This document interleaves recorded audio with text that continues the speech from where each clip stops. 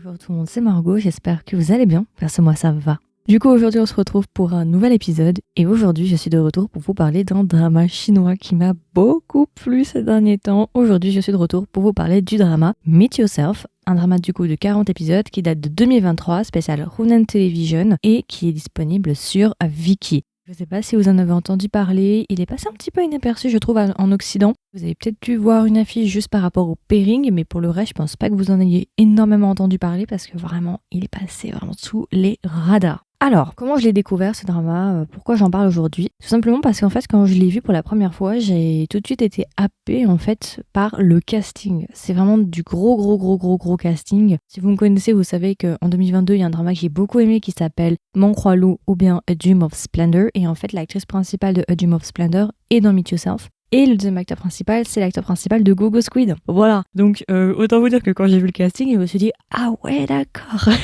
Donc voilà, en plus, j'avais vu l'affiche, ça avait l'air un petit peu campagne, un peu cosy. Je m'étais dit, bon, allez, on garde ça de côté, on attend que ça sorte. Et récemment, j'ai vu que les 40 épisodes étaient sortis. Donc, je me suis dit, bon, bah vas-y, allons-y, pourquoi pas tester, on verra bien ce que ça va donner. Et franchement, c'était pas mal. Vraiment, c'était sympa. Je vais vous parler de tout ça parce que franchement, j'ai pas mal de petites choses à dire. Alors juste avant qu'on commence et que je vous donne le résumé sur ce drama-là, je vais rapidement vous donner le casting. Alors du coup, en actrice principale, nous avons Liu Yifei. Liu Yifei, si vous la connaissez pas du coup, elle a joué dans A Dream of Splendor et elle va jouer le rôle de Su Hongdo. Et ensuite, nous avons Li Xian qui va jouer le rôle de Xie Zheyao. Quand j'ai vu le casting, je me suis dit, ah ouais, quand même, d'accord, ok, vous m'intéressez, l'actrice, je l'aime beaucoup. Alors, juste aussi, tiens, allez, soyons fous, j'avais envie de parler un petit peu du scénariste, parce que je me suis amusée à aller voir un peu, tiens, qui a fait Meet Yourself et tout, par curiosité, et en fait, qui a fait ma surprise quand j'ai vu sa filmographie. Alors, si jamais pour ceux que ça intéresse, le scénariste de Meet Yourself, c'est le même qui a fait The Day of Becoming You, Go Ahead et Find Yourself. Et My Amazing Boyfriend 1 et My Amazing Boyfriend 2. Mais en tout cas, pour The Day of Becoming You, j'étais très étonnée parce que je m'attendais pas en fait à ce que ce soit lui, parce que tu reconnais un peu certaines choses, un peu la patte, mais si tu me le dis pas, c'est pas non plus évident quoi. Il faut vraiment passer quelques minutes à essayer de faire le lien entre les deux, essayer de comparer un peu pour dire ah ok, je peux voir pourquoi c'est la même personne, je vois. Mais c'est quand même des genres très différents. Voilà, c'était le petit point infoculture pour ceux que ça intéresse.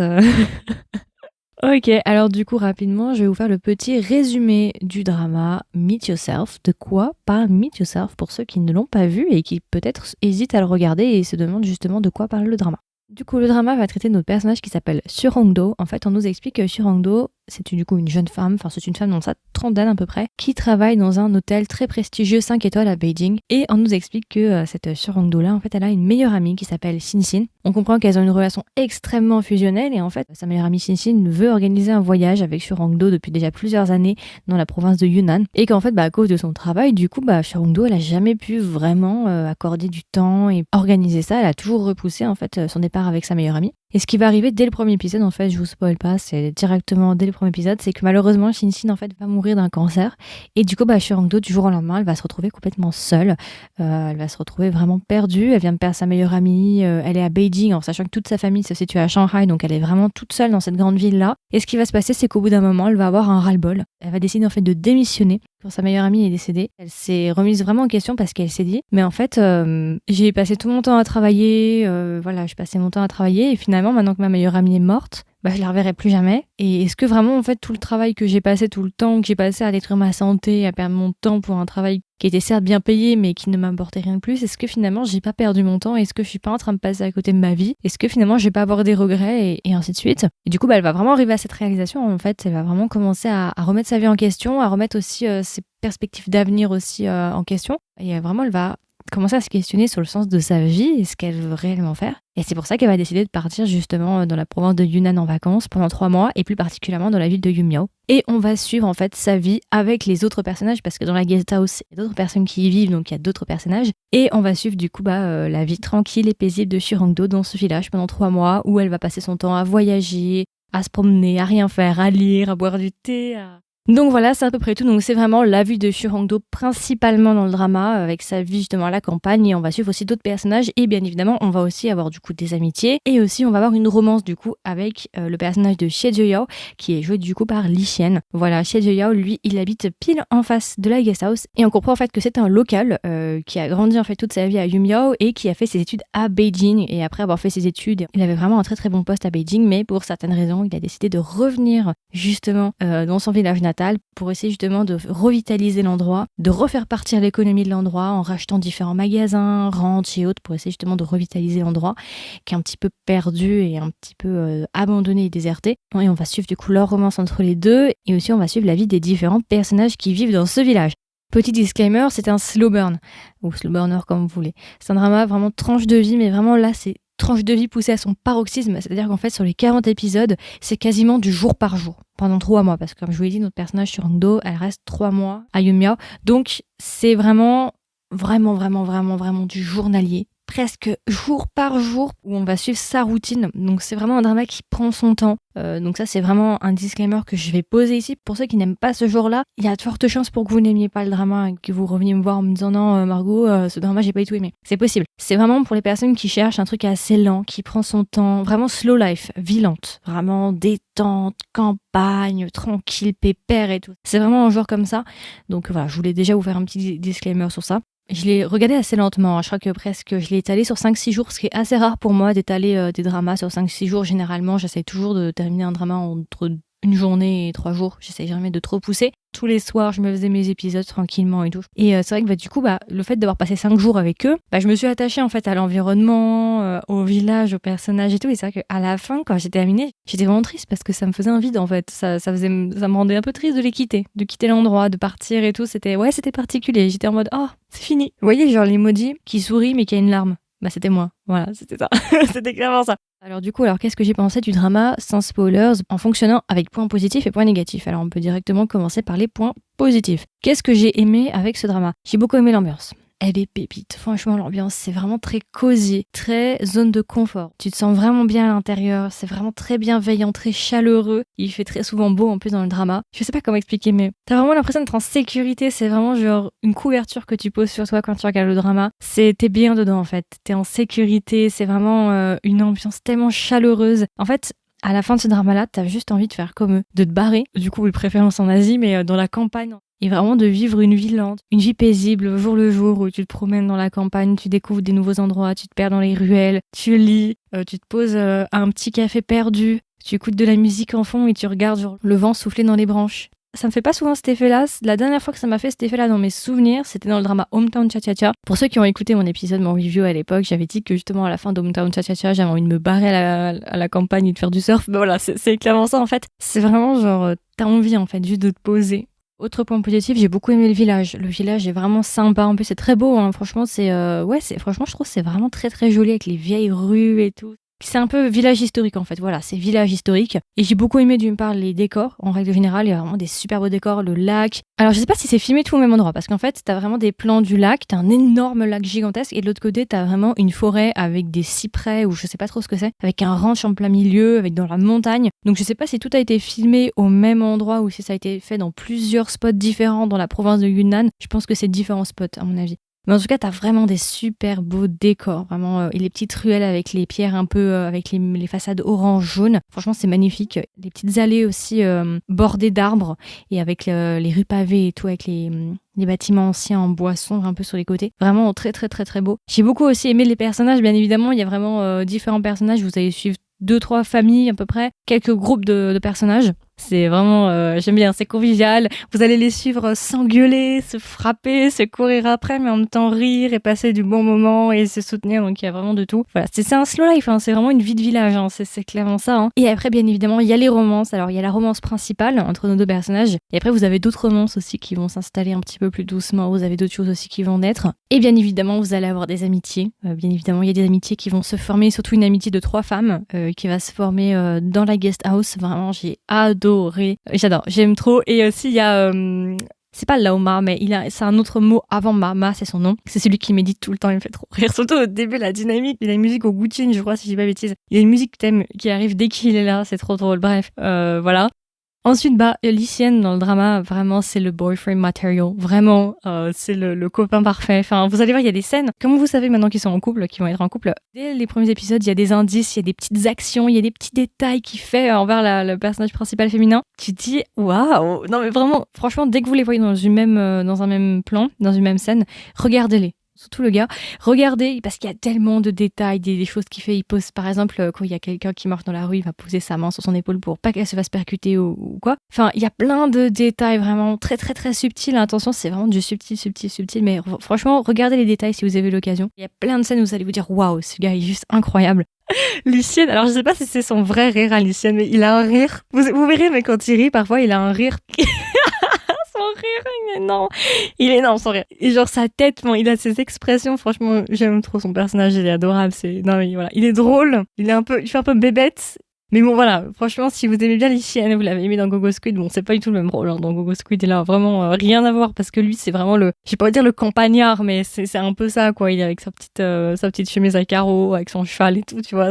C'est très différent de Gogo Squid. Mais si vous l'aimez bien et vous aimez bien un peu ses vibes et tout, ici, franchement, il a pas perdu son charme, donc voilà. Donc voilà, le couple principal. Alors voilà, je viens à ce couple-là. C'est un couple qui prend vraiment son temps. Au début, ils s'aiment pas nécessairement. Ils font pas se détester, hein. C'est pas un ennemi to lovers dans mes souvenirs. Mais voilà, ils se fréquentent, ils parlent, ils sont en bon terme. Mais on comprend qu'au début, ils s'aiment pas spécialement. Il y a pas de sentiments, c'est pas coup de foudre au premier regard. Et c'est ça qui est intéressant aussi, c'est que tu vas voir leur relation progresser. Passer de simples connaissances à amis, à collègues, et puis après, à plus. Mais vous inquiétez pas, ça arrive pas trop tard non plus. C'est pas non plus comme dans A Dream of Splendor pour l'actrice principale, j'irai pas jusque-là. Ici, c'est plus terre à terre, on va dire. Il y a de la passion, il y a un truc, il y a vraiment une attirance, il y a quelque chose. En fait, c'est plus du soul-to-soul connection. C'est plus âme à âme. Je sais pas comment expliquer. C'est différent comme type d'amour, mais c'est intense. Les deux sont très intenses, hein, autant dans A Dream of Splendor que ici. Et franchement, dans Meet Yourself, il y a quelque chose, c'est intense, surtout dans la dernière partie, genre les 10 derniers épisodes, là, oh putain, c'est caliente, hein. Franchement, il y a des choses assez caliente.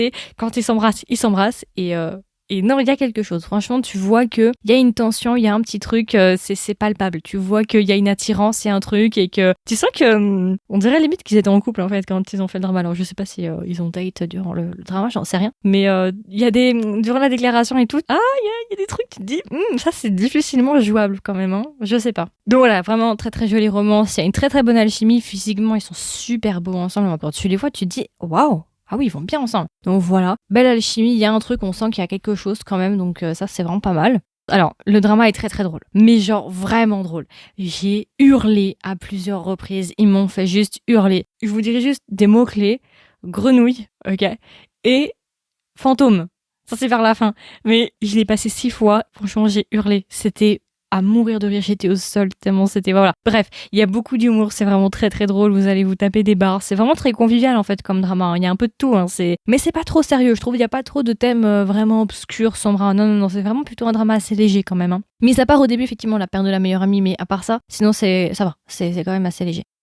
Un autre truc aussi que j'ai beaucoup aimé et qui a beaucoup résonné avec le drama, c'est en fait le sens de la vie dans le drama qui va être questionné justement tout au long, avec différents personnages qui ont différents points de vue. Aussi, on constate qu'il y a des grandes différences d'opinion, on va dire ça comme ça. Quelle est la place du travail? Déjà, est-ce que le travail doit être quelque chose que tu fais mais que tu n'aimes pas, donc un job alimentaire, ou est-ce que le travail doit être quelque chose forcément dont tu es passionné? Est-ce que vraiment le travail doit avoir une grande place dans ta vie, ou est-ce qu'au contraire tu dois aussi allouer du temps pour toi? Donc c'est vraiment des différences assez énormes, surtout actuellement en France avec ce qui se passe actuellement. C'est assez intéressant de ce drama-là de le regarder maintenant parce qu'il y a vraiment des très très grandes différences dans la manière de penser entre les personnages et par exemple moi ou nous en règle générale.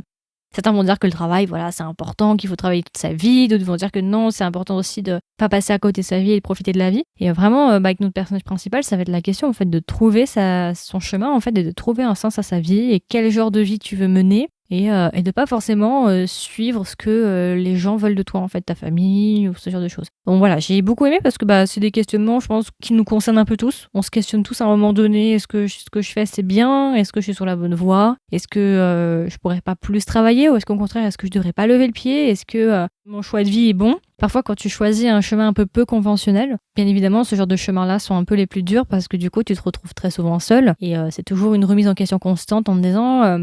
ok, j'ai choisi ce chemin-là qui est peu conventionnel, je fais un petit peu l'inverse de tout ce que font les autres, et tu te sens un peu seul et tu te demandes est-ce que finalement je devrais pas me reconformer ou est-ce que je devrais pas écouter ce que je veux réellement faire. C'est toujours une question de doute. Donc ça peut aussi peut-être vous rassurer pour certains ou voilà. Donc non, aussi un thème très très intéressant que j'ai beaucoup aimé dans ce drama. Après, vous prenez ce que vous voulez et vous jetez ce que vous voulez dans le drama, bien évidemment, hein, mais voilà.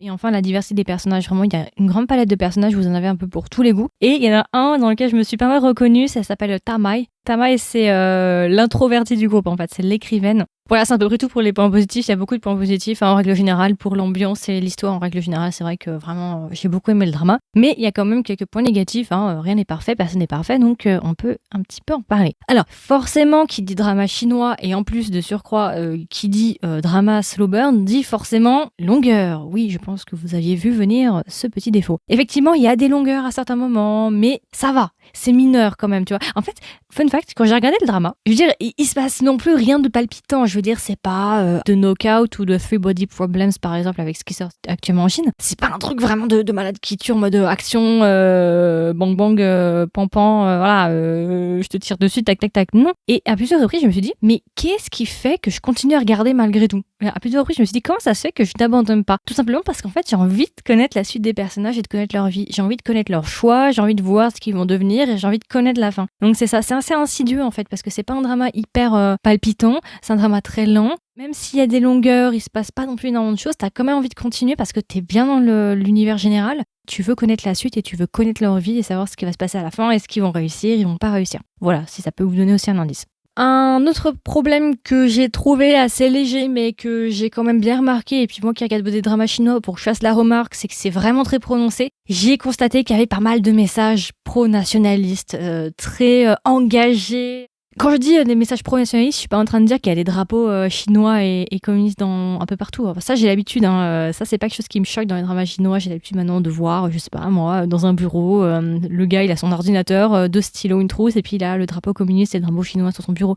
Ça me choque même pas. Ça me surprend pas parce que c'est quelque chose qui est monnaie courante ou bien dans les classes et tout. Je suis pas en train de dire ça. Hein. C'est vraiment des choses beaucoup plus poussées que ça, qui sont de temps en temps dans le drama. C'est pas 100% du temps. Hein. C'est vraiment une fois par épisode de temps en temps, une fois tous les 2 épisodes. C'est quelques endroits ici et là, il y a, mais c'est pas non plus, voilà, ne prenez pas peur non plus, ne pensez pas que c'est vraiment un drama très très nationaliste, mais quelques messages à droite à gauche nationalistes dans la première partie, dans la deuxième partie, il n'y en a plus. En tout cas, j'ai pas fait attention.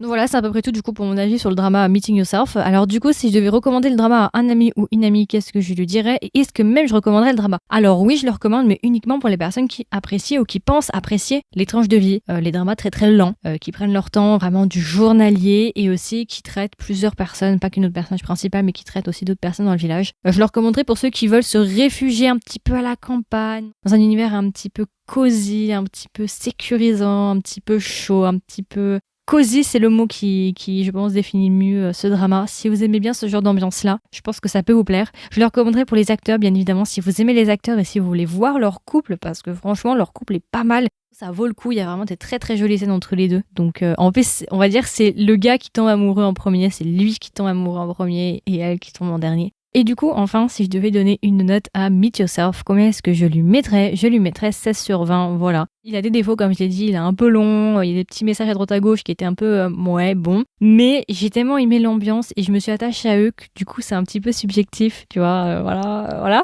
Donc voilà, je lui mets 16, c'est un drama sympa, mais je pense que c'est un drama qui ne va pas plaire à tout le monde parce que 40 épisodes quand même, c'est déjà long, en plus il y a des longueurs et c'est du slow life, donc c'est vraiment, ça prend du temps, c'est du journalier presque.